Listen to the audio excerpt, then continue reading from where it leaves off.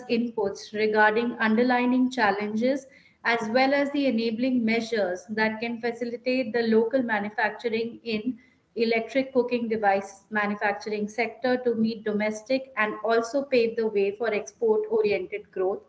The discussion would be centered around understanding the supply chain challenges and specific components of clean cooking devices design, manufacturing capabilities that could be easily scaled up locally, current challenges of standards, policy, and how same can be enabled, and lastly, the tariff related issues. I would now request the International Liaison Manager for MECS program in India, Dr. Nick Russo, to take over and invite our panelists for today's session to kickstart the discussion. Thank you, Sheetal. So good morning, good afternoon to everyone. I think this should be a really interesting session. I've just come back from a week in India, which included a visit to a significant factory making induction stoves. India is definitely becoming a major source of clean cooking solutions, both through its innovation and through its manufacturing supply chain development. And the Indian government's putting a lot of policy effort into that. So that's really encouraging. China continues to be a major player, and it's important for us all to kind of consider how India and China can sit alongside each other. So what we've got in today's panel is three speakers who have themselves each their own experience of building a supply chain for a product that they are developing in the clean cooking space. Three quite interesting and contrasting devices, and I'm sure they've got their own distinct stories. So I'm keen to hear from each of them the practical progress they've made, the challenges they find, and in particular where interventions might help. We're currently working on building a policy guidance for the government of India to support the growth of this sector. So we're very open to suggestions for that, but also just ways in which the different players can be brought together and maybe support for transparency and sharing of information. And then the fourth speaker, who's not able to join us in person because it's the Chinese Spring Festival and she is hopefully with her family enjoying some good break, is Nancy Liu, and she runs China Impact Sourcing, and she'll be able to share some of her perspectives about the opportunities to source components from China. So without further ado, I will invite our three speakers to speak. So we've got four speakers and we've got 40 minutes. So I'm going to ask each to limit yourself to under 10 minutes so that we can have some good discussion at the end. If those of you who are listening would like to pose any questions to the speakers or make any suggestions or even just introduce yourselves and say, hey, I'm here, connect with me, then do put that in the chat. And I'll try to keep an eye on that and we can build those questions and comments into the discussion. Okay, thank you very much. So I'm very pleased to start with introducing Dr. Umesh Srivastava, who is the Chief General Manager at the Indian Oil Corporation Limited. He's got degrees in mechanical engineering and a PhD in energy studies at IIT Delhi. Hi there, Dr. Srivastava. He's over 31 years of R&D experience in the Indian Oil Corporation, and he currently leads the Alternate Energy Department, where there is amongst a number of areas a focus on solar energy research. And they have developed with his team the Surya Nutan solar-powered cooking device that has been attracting a lot of interest in a number of levels. I saw it was mentioned at the recent IRENA conference. And I think part of the story that you got for us is about your challenge in finding the components to enable you to drive down the cost of the device to make them affordable for consumers. But I won't steal your thunder. Hand over to you and I invite you to take the floor. Yeah, thank you, Nick, and my greetings of the day to all who have joined in this webinar, and thanks to Vimal and Sheetal for making me part of this webinar. As Nick has already introduced, apart from wearing the various hats that I wear in my center, solar is one aspect which we look into, and there also, we being a market-driven company, we are more interested in development of products that can have some societal value, and of course, clean cooking is a very high on our agenda. So we developed this solar cooking system, Surya Nutan, and it was developed and unveiled in the March of 2022. And ever since then, we have put about 50 different products in the various geographical locations of the country, giving it to some of the identified users and gathering the product performance feedback as well as the cooking ability of that product. So one thing that I can say with pride is that our product has been able to fulfill most of the cooking needs, right from the roti, which is supposed to be a very difficult thing to be done on solar cooking, to some non-veg dishes, and uh, some baking items also have been done unattended by the users. During the course of this whole pilot study that we did, we also fine-tuned the product, and that was the main purpose of doing so. We found that our product is kind of we've coined a new term in the name of thermal battery. So what it does is the solar panels on the rooftop generates electricity. The electricity, it comes to the product, gets converted into heat, and then we are storing heat inside the product. Whenever and wherever we want to use that heat, we are using it for cooking, which means that our product involves a lot of insulation material, some electronics, and of course, the other things are mechanical items. And when we talk of mass propagation, we are finding it really so far as insulation is concerned. Let me speak about insulation first. Insulation is one of the most, I would say, ignored topic in engineering studies so far as the Indian colleges are concerned, because not much of literature itself is available on the insulation materials. And we found that they have a very limited usage for a domestic application. Insulations are used a lot in the industrial applications, but for the domestic application, the insulation material has to have a very different characteristic, which we found very difficult to source from either India or abroad. After that comes uh, the electronics. We all know that electronics is something which is facing a tough time, not only in my product, but it is there in any other product, right from the automobiles to the white goods. Wherever electronic card is used, the components are not sourced from, not available in the country, so they come from abroad. And there is a price rise, there is a scarcity because of the war, because of many other reasons. We faced a bit of a problem there. And uh, then coming to, even because Indian Oil is not going to manufacture or assemble or market these products themselves, it has to be done through our empanel vendors. So when we've floated this expression of interest for asking the vendors to come to us, because it being a new product, not many vendors were very willing to burn their hands into this kind of production capacities.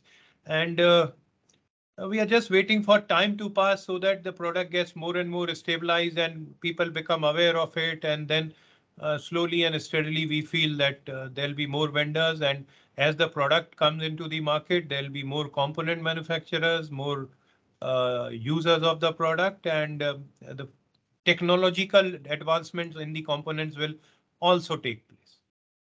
So this is what I think I have to say as of now. Right, thank you. So yes, it's an interesting time for the sector because you are developing products which would benefit from economies of scale, but the market is still to be proven. So we're certainly working on that demand side stimulation. I think there's some exciting projects coming down the pipeline, and I know the Ministry of Rural Affairs is very keen to work with you to make your product available in rural areas of India. Yeah. Okay, and you've identified a number of particular areas where sourcing components is a challenge. You mentioned insulation, electronics. I'd be interested to hear how other people approach that. Okay, so our next speaker is Mr. Siddharth Mayur. He is he there on the line? I just want to make sure he's available. He's a first-generation social entrepreneur with a mission to bring about energy security and energy independence to the masses using renewable and clean energy power generation and storage technologies. He's a founder of a number of companies operating in this kind of clean energy space, including H2E power systems, but also Annapurna MEP, which is a multi-utility clean cooking solution. And the last time that I was able to visit India with Simon Batchelor, we had a demonstration of this device. Again, a very impressive and interesting design, and taking on the challenge, as Dr. Srivastava said, of cooking rotis, amongst other things. Is Mr. Mayur on the line? Could he make himself visible and we can invite him to speak? Nick, we have Mr. Dada Sahib from his office, but I think Siddharth is having some issues logging in. He's mentioning that he's joined, but we are not able to see him. So I would All suggest right. we continue with Ben and we'll come back to Siddharth. That's fine, of course. I'm sure Ben will be happy to take the next slot. Okay, so Ben Jeffries is the CEO of ATEC International, which is a very strong player in the pay-go clean cooking sector. As ATEC's CEO and strategic leader, Ben has an unwavering commitment to unlocking potential in others. Ben brings over 14 years' experience in managing teams across social enterprise, international development, and corporate sectors. Ben, with ATEC, moved to Cambodia in 2015, and they're now also expanded into Bangladesh, and they're rolling out a second patented pay-go cooking product range, branded eCook, and has been working towards solving clean cooking for the bottom of the pyramid, using some very innovative technology. Ben, what have you got to tell us about your experiences of working with component suppliers and building a supply chain for your product? Great, thanks Nick, and thanks everyone for allowing me the opportunity to come talk. I'll just very quickly talk about ATEC and what we do, and then I'll talk specifically to our expansion plans and supply chain sort of demands that we're seeing around that. So I'll just share my screen quickly. Hopefully this is going to come up the right way. All right, fingers crossed everyone can see that okay. So I'm just going to leave it in this view, but let me know if anyone's having trouble seeing it. So ATEC looks good. Thanks, Nick. Specifically going to be talking about our eCook product range. I'm sure as people on this call are probably aware, decarbonising cooking will benefit half the planet as far as moving people away from cooking with wood and other biomass, but it also reduced 2% of global emissions at the same time. That's actually more than the global airline industry. And that's very much what ATEC is working towards, to try and solve this significant social and environmental problem that has immense benefit across both those areas as well, using technology to solve that. As Nick mentioned, we started in Cambodia in 2016. We are an Australian registered company. And then in 2018, we also opened up a subsidiary in Bangladesh. So we actually have teams, about 60 staff across 4 countries, mainly in Cambodia and Bangladesh, bringing that product to market. But we are now in the process, particularly with eCook, which I'll talk to in a second, of being able to really, what we see our value add is around sort of working with local distributors within multiple markets across South Asia, Southeast Asia and Africa, to bring these products to market, and ATEC focusing specifically on the technology side of the product and the integration with carbon credits. And that's very much what we see as a great opportunity within the cook stove sector. I think India presents the largest market in the world. Well, it definitely does represent the largest market in the world, not just for solving the cooking problem, but also on the carbon credit side as well, if it's done correctly too. And so ATEC's eCook product, which you can see here, one of our customers in Bangladesh holding, is a IoT integrated solution that is not just the sort of hardware front end of the stove, but then also has the software and data backends to those stoves, and that all comes together through an integrated SIM card into the stove that gives that direct data access. That opens up payment solutions, as Nick mentioned, around pay-as-you-go, so customers can buy the stove and pay it off in small monthly payments. And then more importantly, for us, is the ability to be able to collect that data and then use that data to directly generate and validate carbon credits. And for us, that's really the significant opportunity I think we see ahead of us to really take things to scale and look at how we take the markets in a different direction, is being able to very much bring electric cooking to the forefront of the carbon credit markets. It has some unique advantages around electricity already being available and being able to be utilizing that and modern IoT technologies to generate the very significant carbon credit opportunity that exists with electric cooking. Even in a market like India, which has one of the highest rates of coal power generation in the world, with high efficiency cooking solutions, you can still look to have a significant greenhouse gas reduction. But as we've seen in articles in The Guardian this week, you need to not just be able to put the technology in place, but be able to accurately verify that the carbon credits are actually being generated. And that's very much the field we're working in. Now for us, if I can move the little bar, hopefully I can. Yep, there we go. I just wanted to show here. So for example, this is the dashboard, a live dashboard of all our stoves currently around the world. As you can see, our main markets here are in Cambodia and Bangladesh, where we have our own distribution and teams in place, but we're looking to, we've already got some units into Nepal, Kenya, Rwanda and Zambia. And for us, we're very much looking at really where the majority of opportunity is, which is in South Asia. If you look at purely at the numbers of where the majority of people are still cooking with wood are, it's within this part of the world that we think has an immense opportunity for us to be able to move forward. And for us, the one challenge we see within this area in particular is most of our manufacturing is done out of China currently, but a lot of these areas, the import tariffs and trade protection policies in this region actually make it quite difficult to be able to bring product into these areas.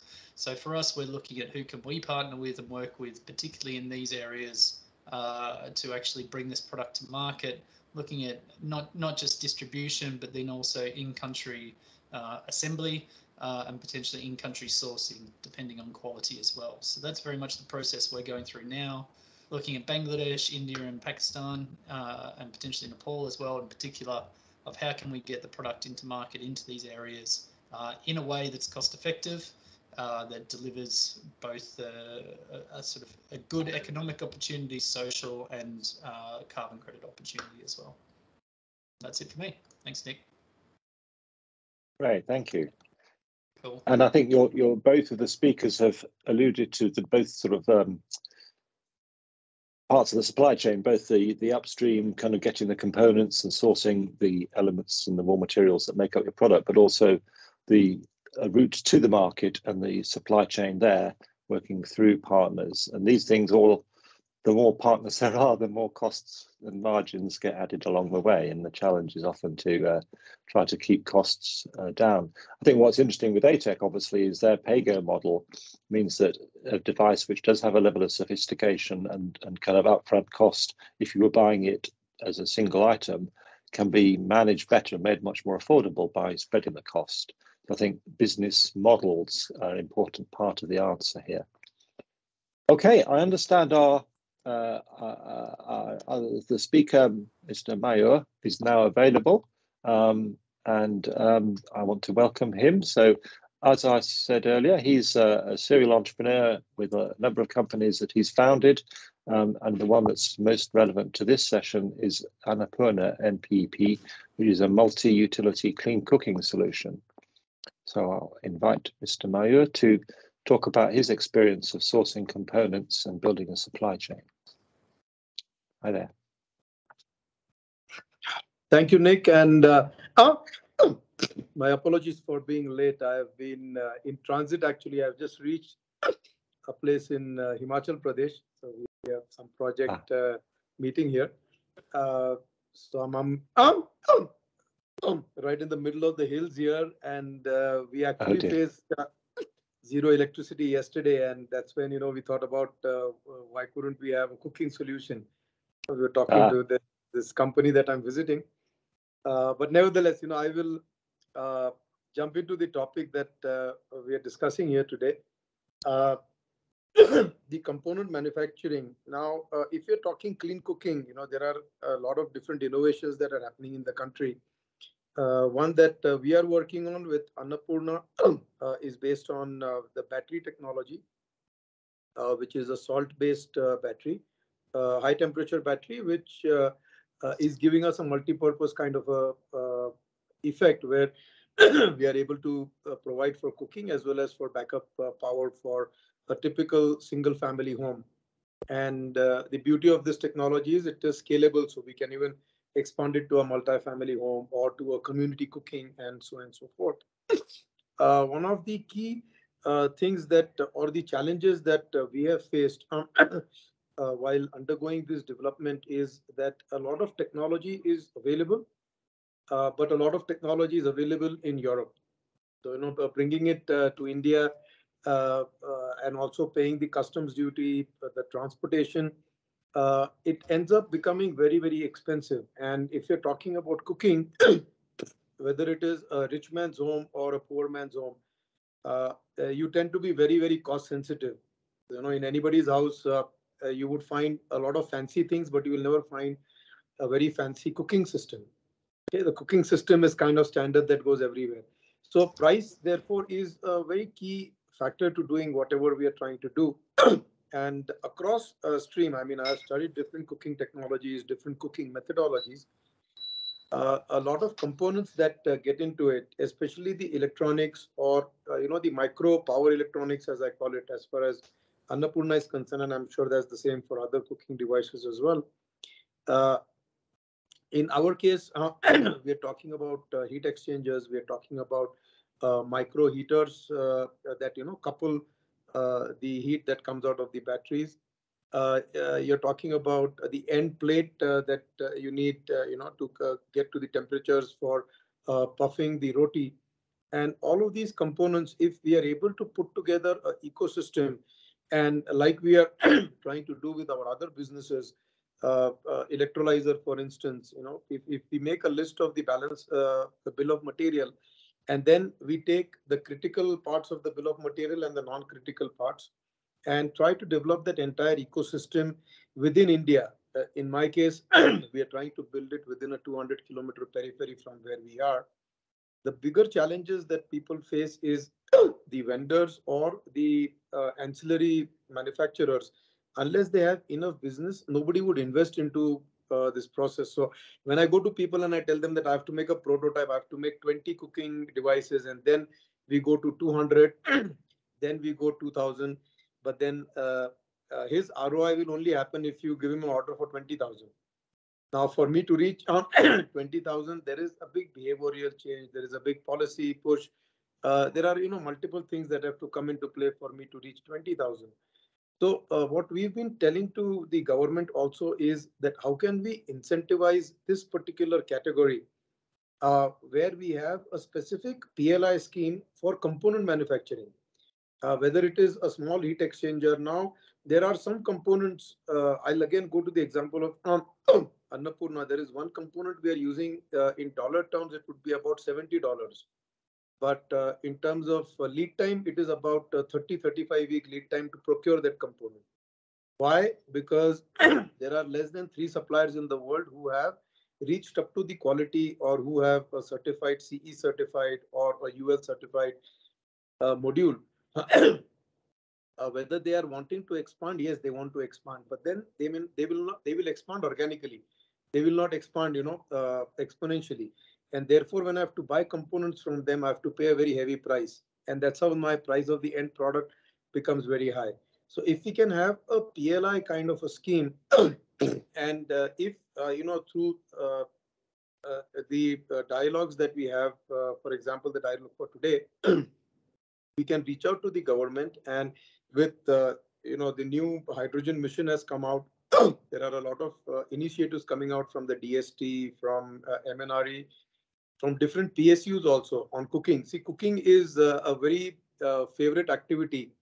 If you go to any PSU, they will have a startup program, and they would always want the cooking thing to be there, because that's like the the tick mark. That's the box they have to tick mark to go to the government and say that we're doing something for the rural population, or something for indoor air pollution, and so on and so forth.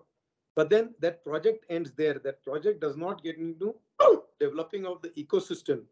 And therefore, for India as a country, is what I personally believe, is that if we can focus on 2 or maybe 3 processes for cooking.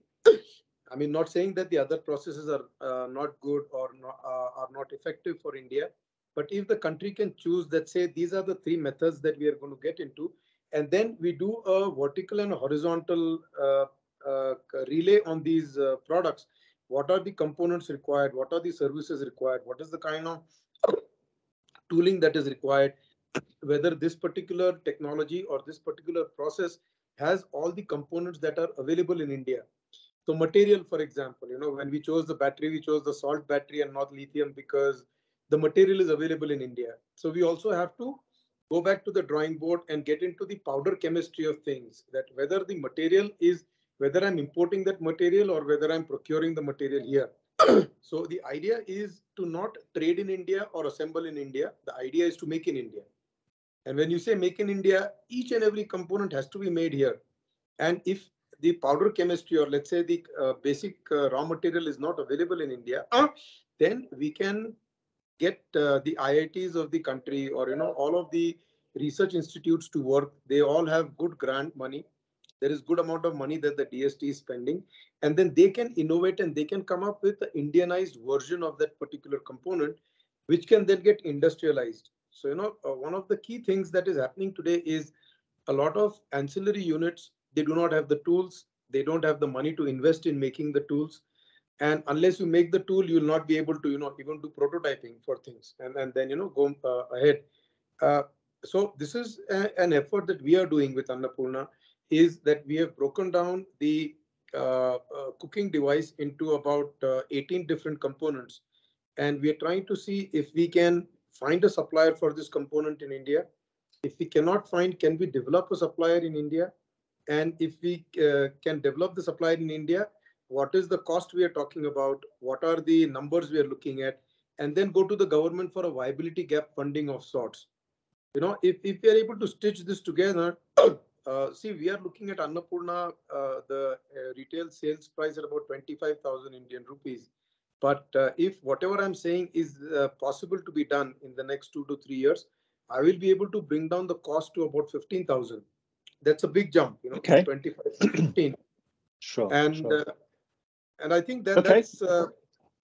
that's my 2 bit to this conversation, that we need to be global yet local, or vocal for local, whatever people say. But and it's not about becoming inward. It's not about we are not wanting to import things. But if I were to be in the UK, I would have said the same thing, that let's make everything here, because we are looking at a target market which is very, very price sensitive, and any component not working, to import that component, a villager or a lady who's cooking on the device, for them it will become an eyesore, or a bell that they put in their neck and then roam around with Sure. it without any effect. So Okay. Thank you. Any suggestions on or questions, more than happy to answer those. But those are my 2 cents to the discussion. Thank you. No, you set out the issues very well, I think. I think that component analysis, I know Finovista are already doing some of that work to identify where there are particular commonly needed components, and then helping to source the suppliers. And I guess you've got that sort of stages that you need to go through as a production company, where you're looking for suppliers, and then you're looking at establish whether they can actually scale up, whether you can incentivize them. And I think, yes, clearly government has a role to play where there is unproven market demand. Okay, there's a lot there, and thank you for those suggestions. We have implicitly or explicitly been talking about India being a manufacturer increasingly, but China is clearly very much in the global context. Even if you wanted to make India 100% the manufacturer for your products, I suspect that won't happen immediately. So it's a question for companies of how to strategically work with different sources and get the best fit with what they need as things develop. So we've invited Nancy Liu to speak. She's, as I mentioned at the start, she's not personally available, but she has provided a video. Nancy Liu is the founder of a company called China Impact Sourcing that was set up by the Shell Foundation to help companies in developing countries to source components or whole products that are positive and have an impact on the ground. So she has a good understanding of the Chinese manufacturing sector and where China is a strong provider of these as against India. So I think her comments will be very interesting and helpful in the debate. So Anshika, are you able to display that video for us? Yeah, just give me 1 minute, 1 second. Sure, thank you.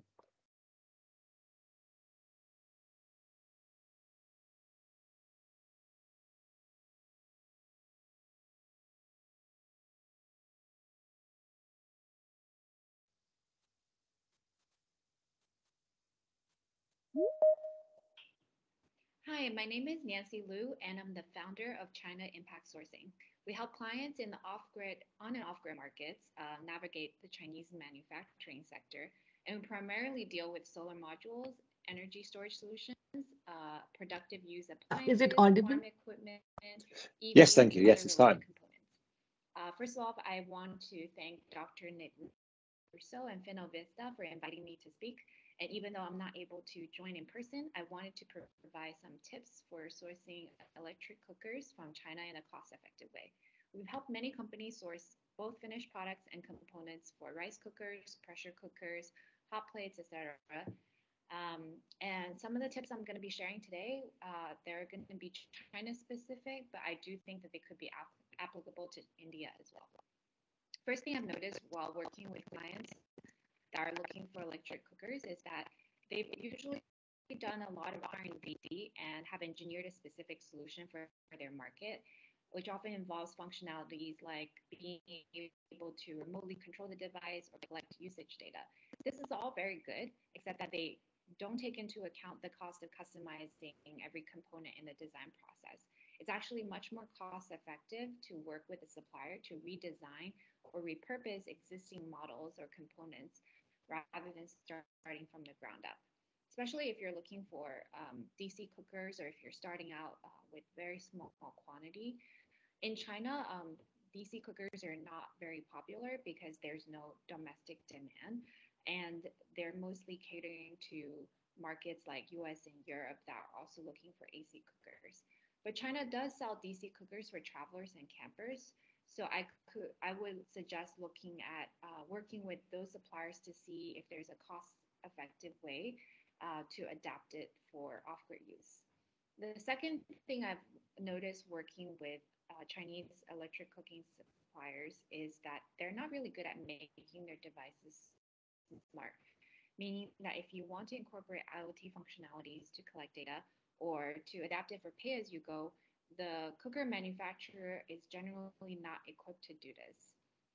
And even if they can handle the hardware component, they usually have to outsource the software side to a third party, which often results in something that's clunky and not very user-friendly. The supplier will also charge you a premium for this, since this is not part of their normal workflow. If you're looking to customize your cooker for smart features, I would recommend finding a third party that specializes in this. So what we do is we've helped companies add these functionalities with a charge controller through a separate supplier instead of working directly with the cooker manufacturer to develop it. The third thing to know when working with suppliers is that they're told a lot by customers that even though the first order is small, there will be a much bigger order later on. But suppliers have heard this so much that they won't usually believe it. And it becomes very difficult to negotiate for discounts. But I think a more credible way to engage a supplier when you're placing a small order is to actually include future orders or potential future orders in the first order.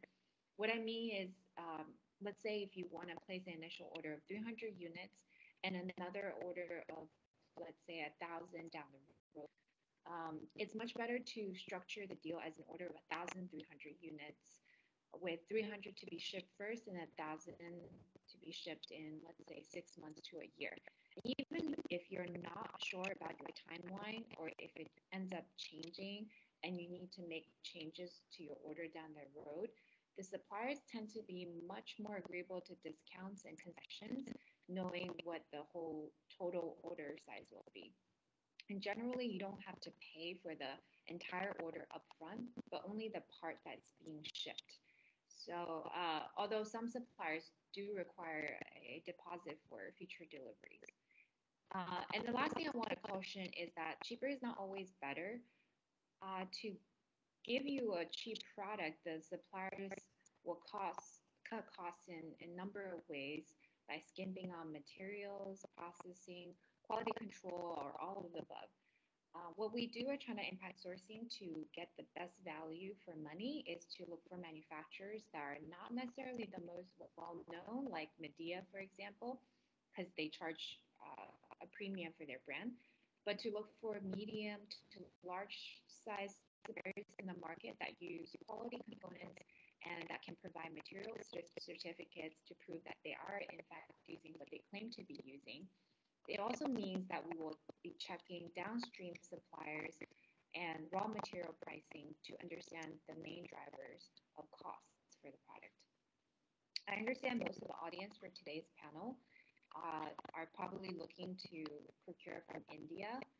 And I think India is a great market to look for DC cookers since there are a lot more options available compared to China due to domestic demand. I also think India is probably much better at integrating smart hardware and software solutions due to a bigger talent pool and experience in this area. However, I think it's still overall cheaper to get components for electric cookers in China because China has a more mature manufacturing ecosystem and they have economies of scale due to all the equipment, tech, and processes they've invested in over the years. And I think this is where China's supply chain could complement India's in creating affordable cooking solutions. India has a lead, I believe, in innovating products for developing markets, while China can provide the components necessary to build out the solution cheaply. So it doesn't necessarily have to be an either-or scenario in choosing where to procure from.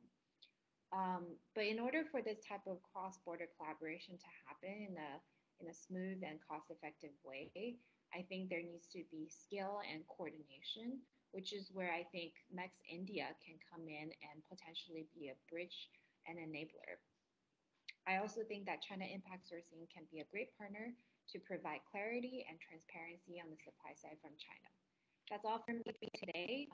If you have any questions or need advice in this area, feel free to reach out to me at nancy@ChinaImpactSourcing.com.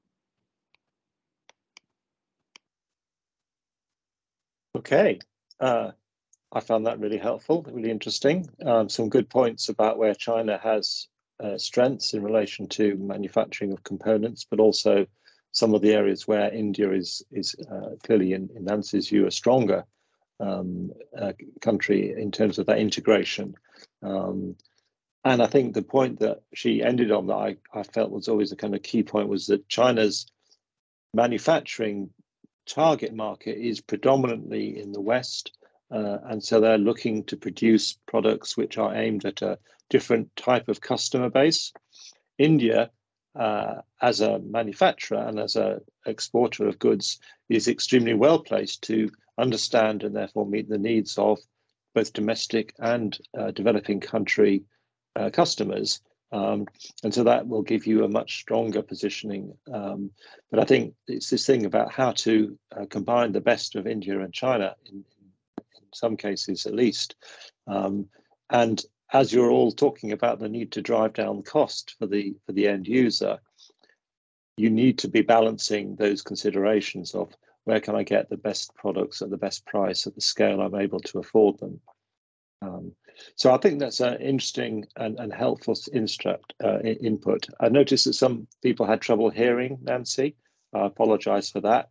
So maybe the team at Finovista can make her video available separately, but there will be a recording of this webinar for people if they want to kind of go back and listen again.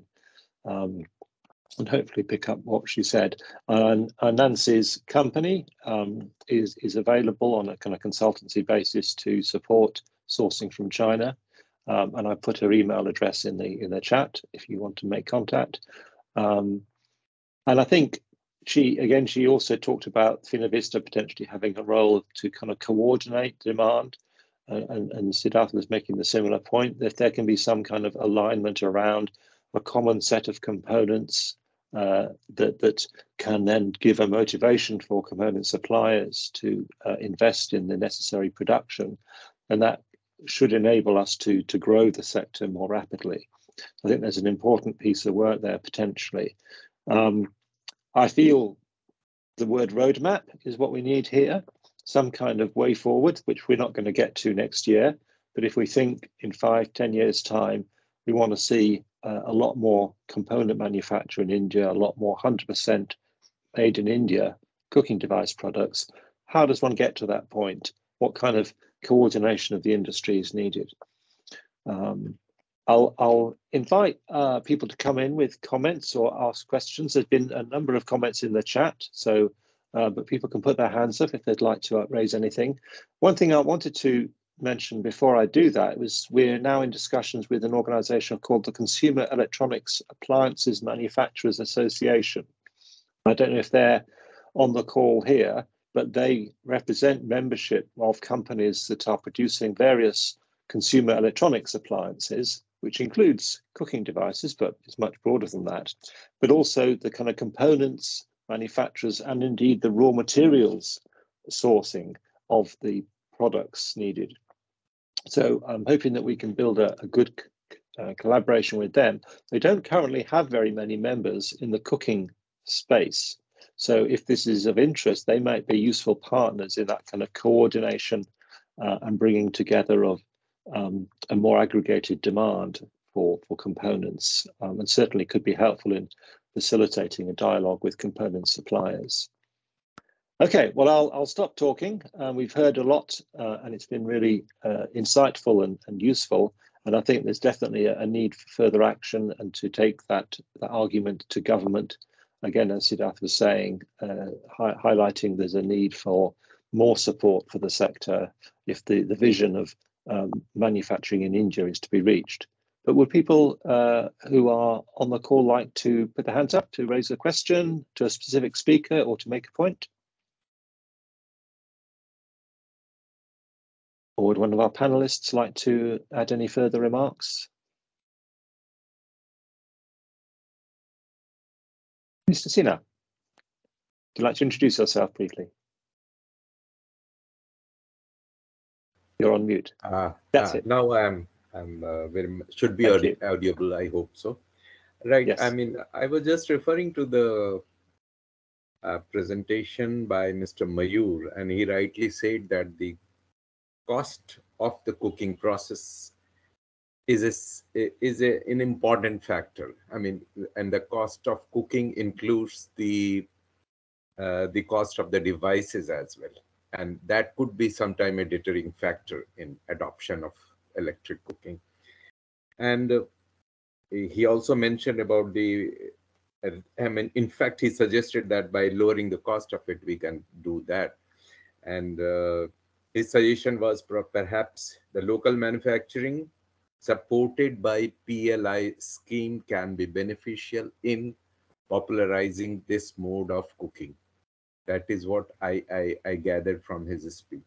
I mean, he must be aware of that PLI scheme for as far as advanced chemistry cell is concerned, which is a part of the, I mean, renewable energy ecosystem, has already been approved with a total outlay of rupees 18,100 crore, and 3 manufacturers in India have been permitted, which will, I mean, they will be getting an incentive for 4 to 6%, I mean, to lower the cost of the product to so that they are more competitive both in domestic market.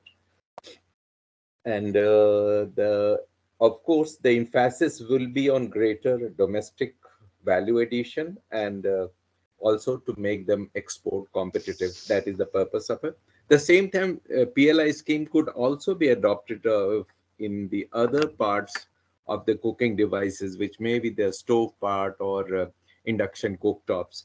But for that, I mean, as far as our discussion in the government establishment has suggested that they are willing to do it, provided there is a good proposal to. And I would suggest that the manufacturer themselves could be a party to it. I mean, the information which is required. So if some that sort of information about the cost of imported components, what is the, I mean, CIF cost of a totally assembled cooking devices vis-a-vis the cost of the components which are imported. If those information are made available, certainly a case could be made before the government, because government is willing to include more item under PLI scheme. So that was a good suggestion and could be. Thank you. Thank you very much. No, that's absolutely. We were talking to the Director General of BEE recently on my visit that Finovista organised, and there's certainly an openness, as Mr. Sinha is saying. So yeah, no, I think that's a very practical suggestion that we can take forward. Any other comments people would like to make? I see people are interested in the ATEC proposition and the ways in which your e-cook solution can be applied. Nick, so we've got yes. Logistically, please ask the people who want to make a comment. They can raise the hand, and then we can make them a presenter, so they can switch on the camera and video. Then they can talk, and you can also read the chat. Yeah. Okay. Yeah. Yeah. Do that if you're keen to make a point, or if you have a question for a particular panelist. Other than that, we can wrap up. I think that we've established there's a lot to do here, and Finovista are going to be leading the work for MECS in India on this. They've established a good network of companies interested in this, and I think moving into that space where we start talking to the component manufacturers would be really valuable. Mr. Siddharth, if you want to put your hand up, I think. Yes, Mr. Sinha mentioned about the industry coming forward and giving details on imports and what can be done. I think that's a very good suggestion. And, I would request Vimalji to kind of through Finovista, if we can put this together. I am willing to, whatever, information we have about our particular technology, I'm willing to open up all of that information, and we can prepare some kind of a proposal, keeping, all the manufacturers in the loop. I think that could be a good first step to move ahead on this. Okay, great, thank you. I think that openness would be incredibly helpful. I realise it's a competitive environment, and there are some commercial sensitivities in all this, but thank you. I see Mr. Sanjeev Jain. Would you like to speak? So good afternoon, everyone. I'm Sanjeev Jain from the Chhattisgarh Renewable Energy Development Agency. It's a state nodal agency of Ministry of New and Renewable Energy in the state of Chhattisgarh, promoting renewable energy projects in the states, and we are promoting the clean cooking systems based on the PV applications with the induction stove. And as Mr. Siddharth is expecting that these projects are, since government is promoting such type of project under the Clean Action Plan or Net Zero Activity Plan, I think this project cook stove is eligible for the assistance from the government of India under the different heads like PLI also and capital subsidy also for the promotion of the cook stove also. As a state nodal agency, we can have a pilot project in the Chhattisgarh state for a few rural beneficiaries, those who are using the conventional fuel wood for the cooking. And we can request to MNRE to include their in the program for the financial assistance and other assistance also. Thank you. Thank you. That's really exciting. And we are in discussions with national MNRE, but be great to connect with you at the state level, because we do see that as being a really key. You know, India is a country with many states, and the states are actually hugely important in any implementation like this. So thank you for that comment and your offer. I'm sure Finovista will be in touch.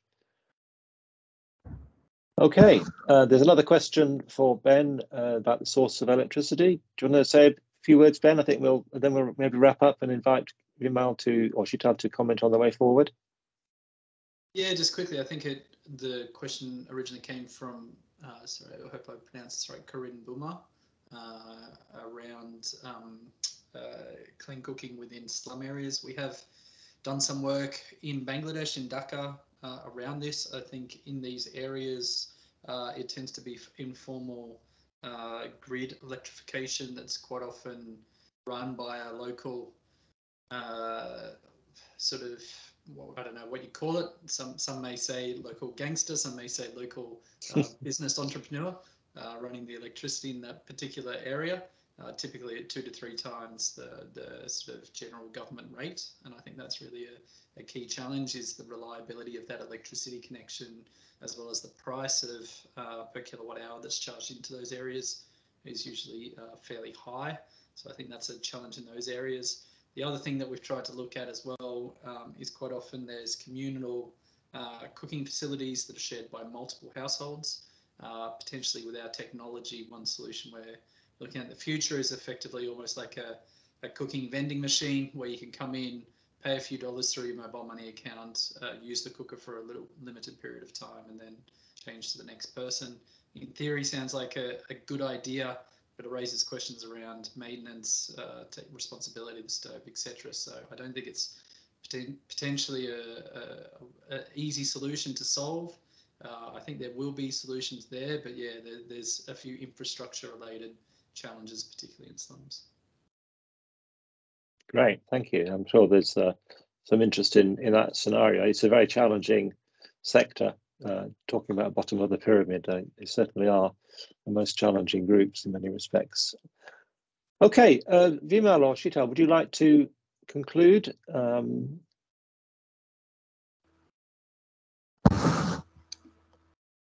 Yes, Nick, before we could just conclude, can I request you to please invite Dr. Ramesh again to share his views on the challenges, because he gave his introductory remarks, but we would like to hear a little bit more in detail. Okay. Are there particular points about his situation that you think he should expand on, Sheetal? Just on specifically on the challenges with respect to the technology. Yeah. Okay, thank you. No, see, Sheetal, I don't think there's much of a challenge with respect to technology. The challenge is after the technology is made. You know, solar cooking is something which is best of the equipment. The most worthy component is the LPG. And unfortunately, we market LPG in the country. So I always say that it's one of the very wealthy and worthy component for any new cooking system, including the so well established induction cooktop. Because I really cite it as a point in example. It can do everything that a LPG can do, but I'm sure none of us use it for reasons which are, you know, the only way you can make people use it is to remove the LPG from their homes, and then they'll be forced to use it, and then everything will become the habit. Otherwise, you know, it's so convenient getting up in the middle of the night, just one switch of the button, and then the lighting happens and the cooking can start. So that's the whole challenge of solar cooking or clean cooking. Apart from that, of course, there are all the other component related challenges are, I would say, temporary kind of a challenge or an chicken and egg kind of a situation. If the market is there, the component manufacturers will be more than the what you have actually envisaged. And if the component manufacturers are there, the market itself will be there. So, of course, technology wise, yes, the more the technological developments happen, the more economies of scale will happen. All these costs will come down. And that is what is, I don't know if that is the only impending factor, because Indians and everybody else in the world also are quite capable of paying much higher money for their comfort. We are paying. But for when it comes to cooking solution, we start comparing it with the again that LPG thing, which I don't know, for whatever reason is not the right way to go. So coming to the topic of today's discussion, components. Yes, as I said, electronics is a big issue. We should together solve it. And I think Nick has very rightly mentioned that this Consumer Electronic Manufacturer Association in India, they should swing into action and they should join our forum so that a lot of our pain points can be conveyed to them, and that will definitely help getting the price down. Thank you.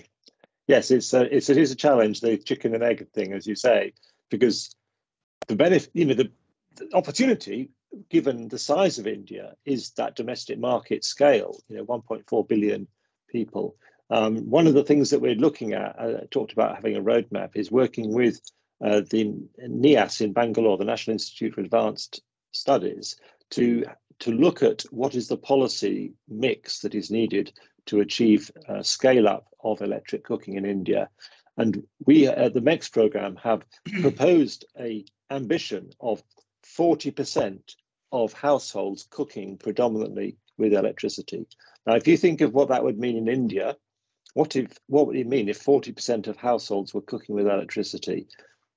Between the different devices you've got, there would be huge demand. That would be a huge number that you'd be selling to.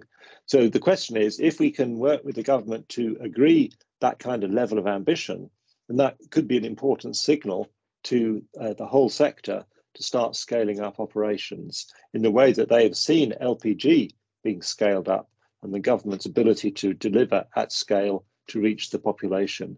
So I think I feel we're at a tipping point in India where there is a lot of interest in this, a lot of excitement. And I think we need to just bring people together and share that and give everyone a feel and a flavor and a sense of kind of how things might develop over a period of time. It's not going to happen quickly.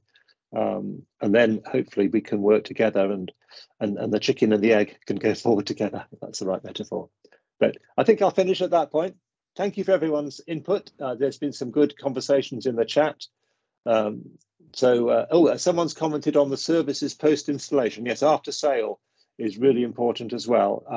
I suggest we kind of need to come back to that maybe as a separate talk series topic, because I think after sales, reducing waste, maximizing the extent to which devices can maybe be reused is an important area as well. So, but I will thank everyone very much. It's been really good, and I look forward to further discussions with you. Hope you found it helpful. Thank you, everyone. Thank you, Dr. Nick. Thank you.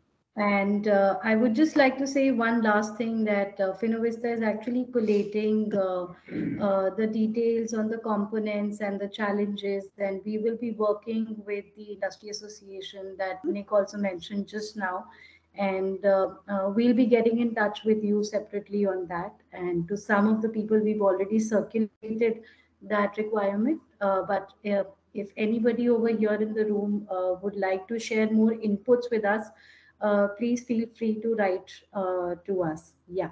Thank you so much. Thank you. Thank you.